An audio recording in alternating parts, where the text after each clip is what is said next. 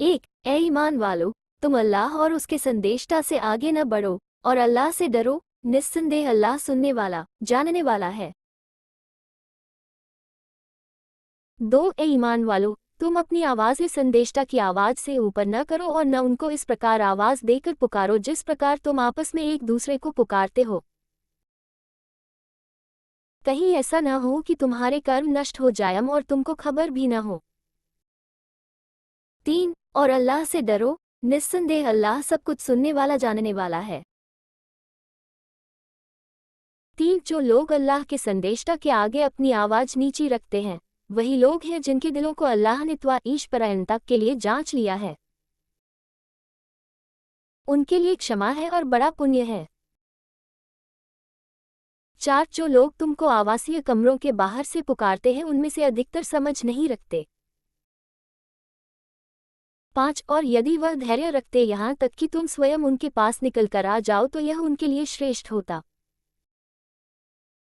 और अल्लाह क्षमाशील और दयावान है।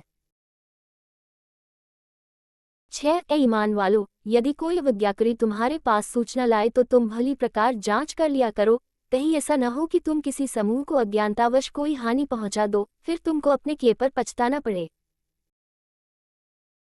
7, और जान लो कि तुम्हारे बीच अल्लाह का संदेशता है।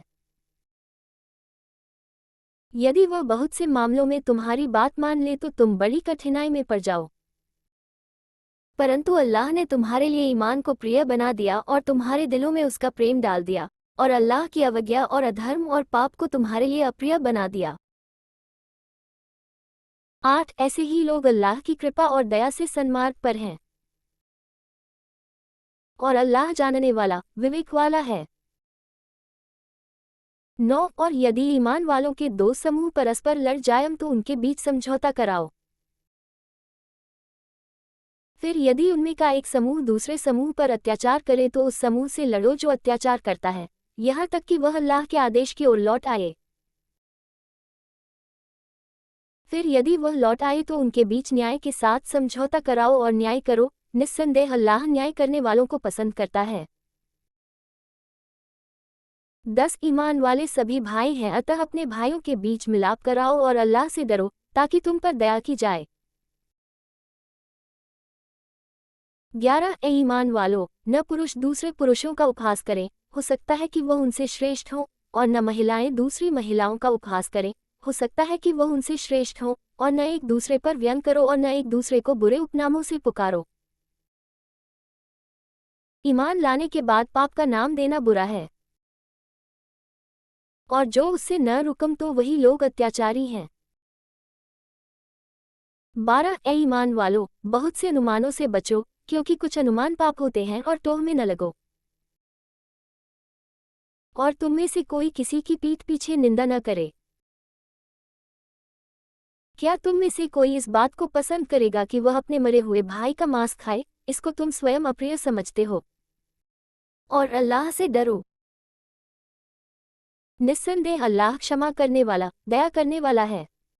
13, ए लोगो, हमने तुम्हें एक पुरुष और एक स्त्री से पैदा किया और तुमको जातियों और परिवारों में बांट दिया ताकि तुम एक दूसरे को पहचानो।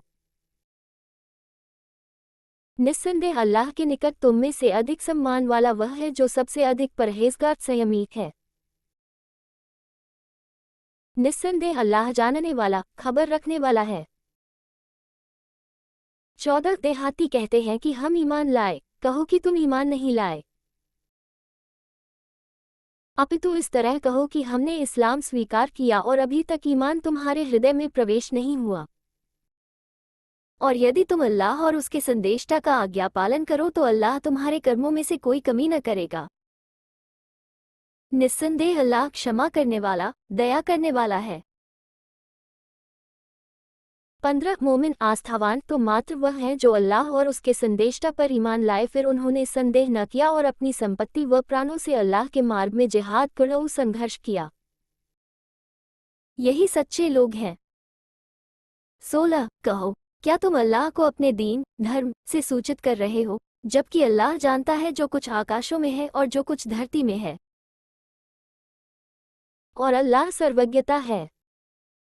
17 ये लोग तुम पर एहसान रखते हैं कि उन्होंने इस्लाम स्वीकार किया है। कहो कि अपने इस्लाम का एहसान, उपकार मुझ पर न रखो, बल्कि अल्लाह का तुम पर उपकार है कि उसने तुमको ईमान का मार्ग दिखाया।